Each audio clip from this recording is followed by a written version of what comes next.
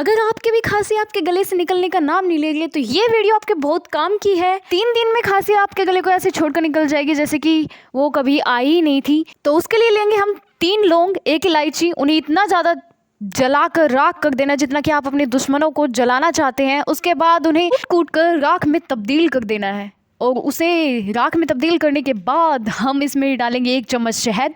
इसे अच्छे से मिला लेंगे। तो सोने से पहले 1 चम्मच लेंगे। बच्चों को आधी चम्मच दे सकते हैं। वीडियो पसंद आए तो वीडियो को लाइक कीजिए, शेयर कीजिए और चैनल को सब्सक्राइब करना बिल्कुल ना भूलें। और कमेंट में बताइए आपको असर हुआ इस दवाई का या नहीं।